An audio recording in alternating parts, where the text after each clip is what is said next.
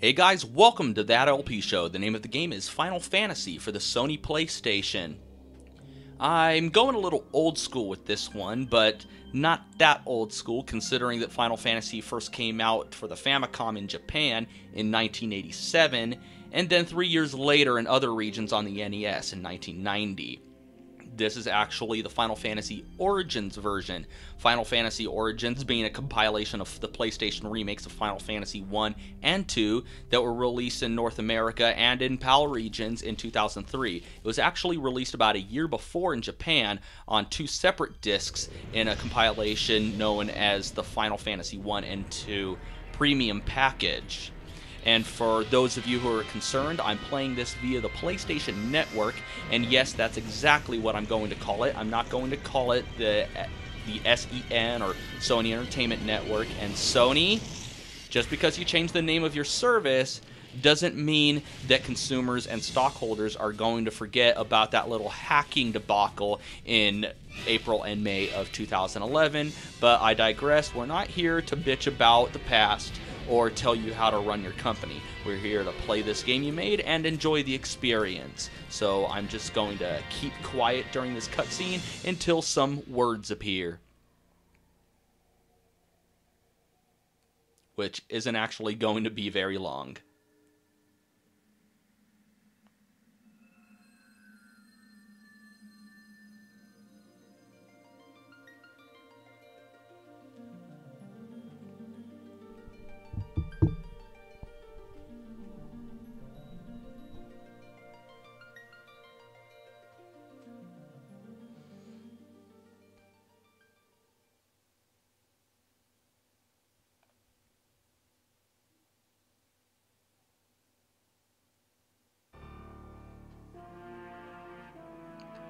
A great darkness shrouded the world.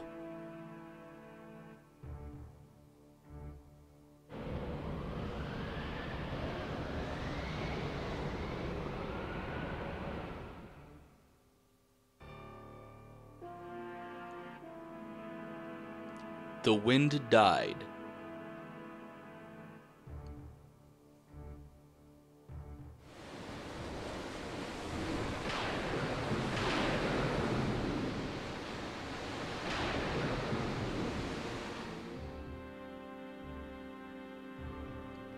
The sea raged.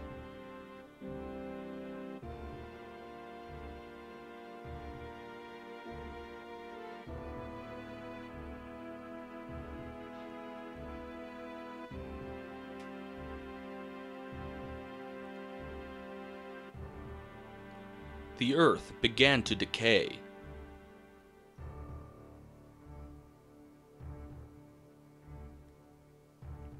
Only a prophecy kept hope alive in the people's hearts.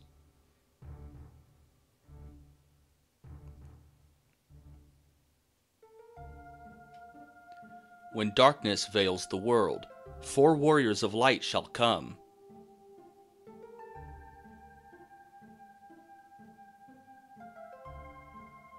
And after journeying far, 4 young warriors did at last appear.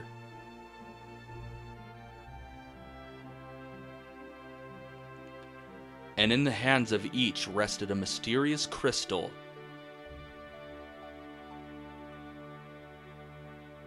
So there you have it.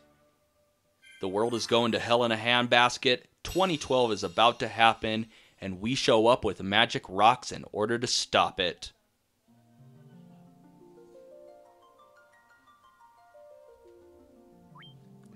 So we're going to start a new game here, obviously. We're not going to start an LP in the middle. So we got normal mode and easy mode. Easy mode raises the level cap from 50 to 99. It also cuts all of the item shop prices in half and various other things that I can't remember right off the top of my head because I rarely ever play easy mode. Normal mode is more on par with the difficulty level of the NES version, minus all of the glitches.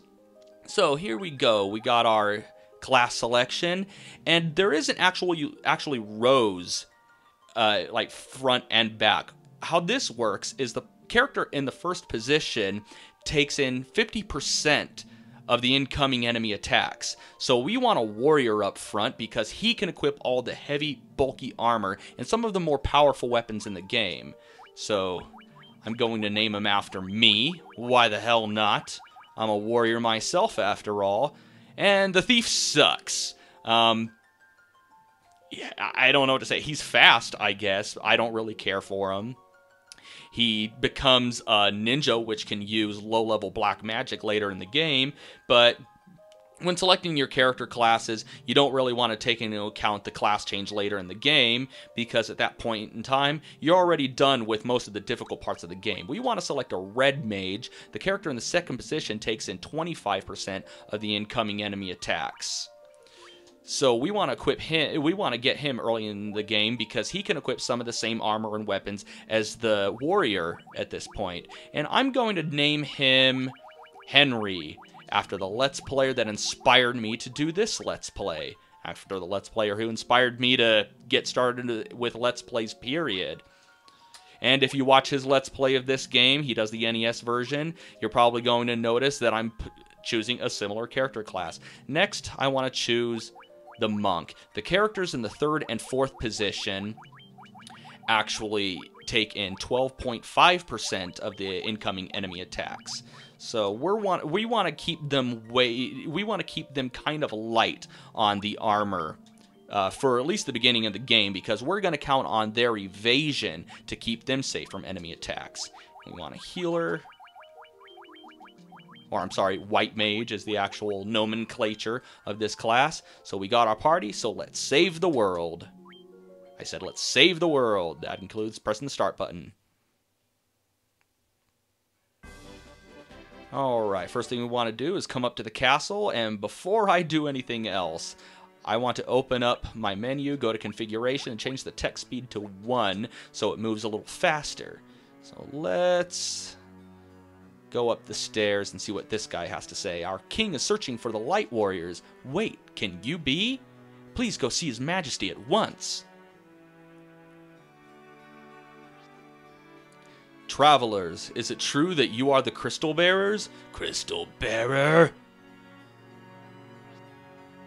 The prophecy says, when darkness veils the world, 4 warriors of light shall come. Remember that part in the prologue?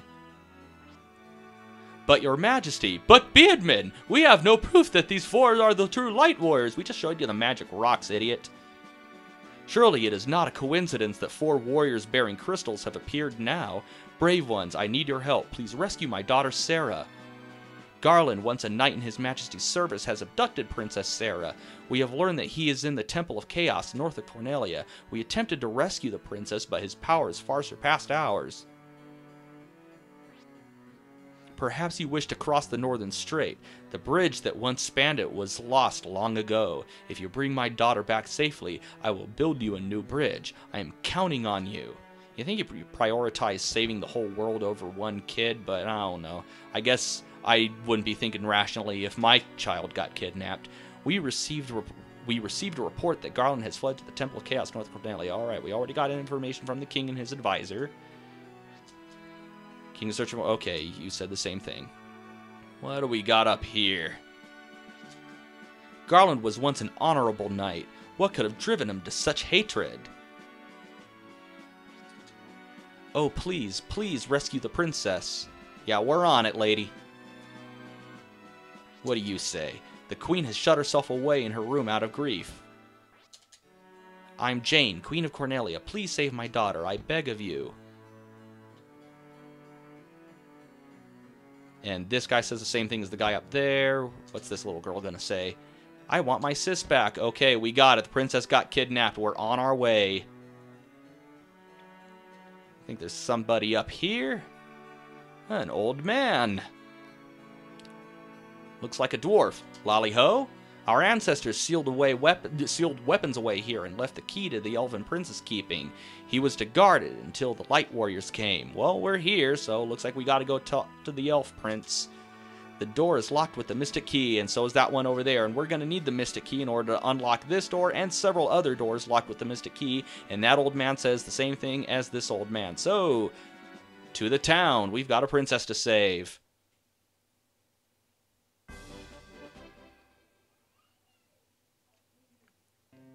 So, as you can see, we are completely naked, but fortunately, we have some money to start off with. So let's talk to some people first, and then make our preparations. Get back here. This is Cornelia, the city where dreams are woven. So everybody here is a dream weaver. I'm not going to sing anymore, sorry. What do you have to say? Yeah, bless the crystals and bless me lucky charms. What about you? Yes, the princess got kidnapped. We know already. The prophet Lucan left Cornelia saying he was off to find the crescent moon. Well, that's cryptic. His Majesty believes the light words would save the princess as the prophet Lucan told him. And I believe that is supposed to be Lucan, but they screwed up the translation.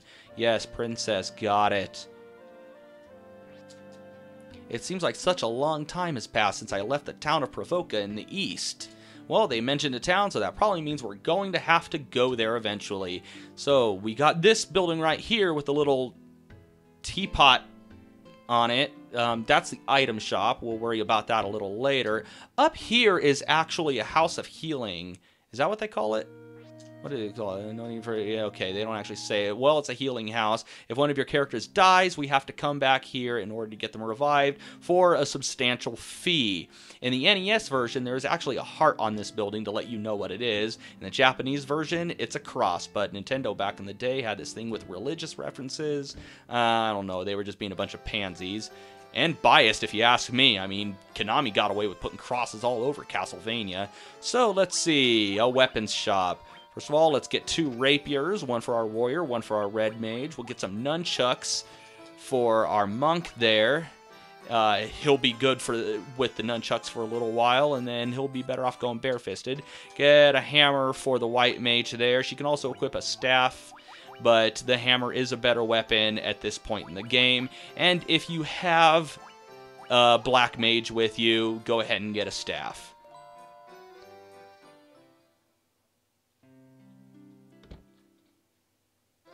And to the armor shop, and we want to get 2 chainmails. Oh, no, I said 2 chainmails. One for each of those guys. The monk can equip the leather armor, but to be honest, in his position, we want him to have higher evade, so we don't want to weigh him down with armor at this point in the game. Same thing with the white mage, and besides, the monk's defense is actually equal to his experience level when he's not wearing any armor. Now, warning. In the NES version, when the monk or black belt levels up, the game doesn't check to see that he leveled up. So you're actually going to have to physically... the game doesn't check to see that you leveled up and whether or not you have armor. So you're actually going to have to tell the game that by going under your armor menu and letting the game physically check to see that the monk is not wearing armor, and then the defense stat will raise in order to match. They fixed it in this version of the game and in subsequent versions, so it's not something we have to worry about. And here's the black magic shop. We want to get Fire 1 for the red mage, and eventually Bolt 1.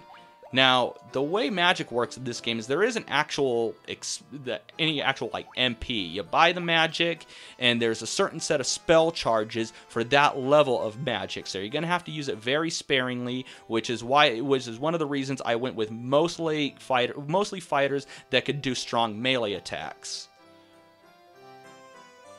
And with our remaining guild that we have right now, I want to go to the white magic shop, and I want to pick up Cure 1 for the white mage. I eventually also want to pick up Cure 1 for the red mage, as well as Deal 1 for the white mage. Shield and Blink, they're useful, kind of, but the effects they have are negligible, and you can make it through the game without them. Alright.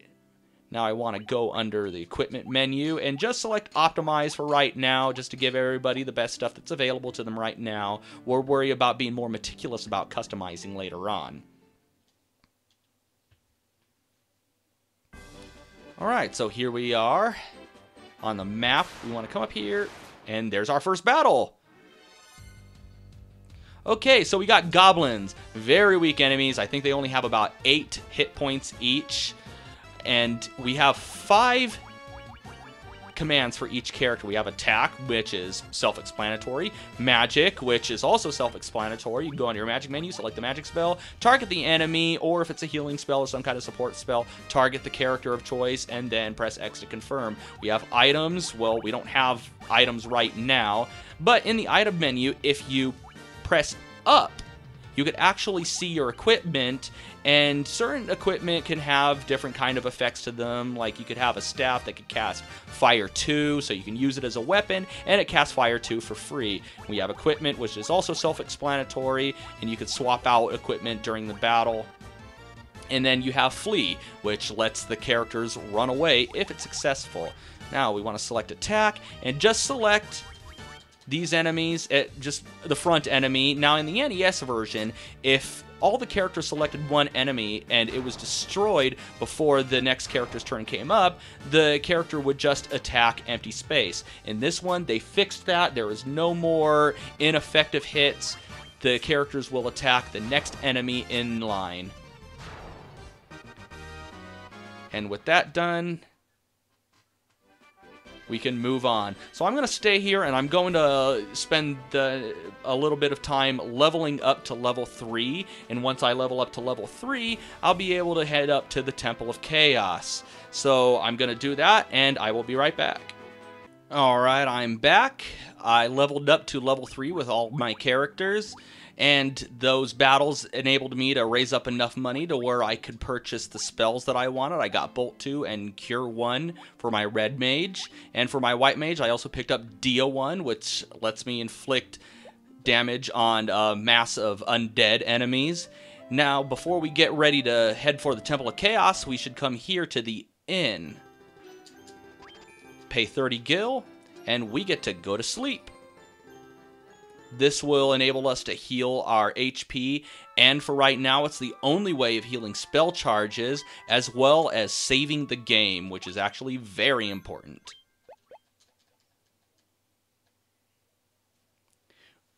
You won't be able to save on the map until you get tents or cottages or sleeping bags, and till then, only a few of those enable you to heal your spell charges. So now what we got to do is head up north to the Temple of Chaos to battle Garland and save the princess. Those were just some more goblins. Once again, weak enemy. Even a white mage or a black mage could take them out with a single melee attack. Just a little further.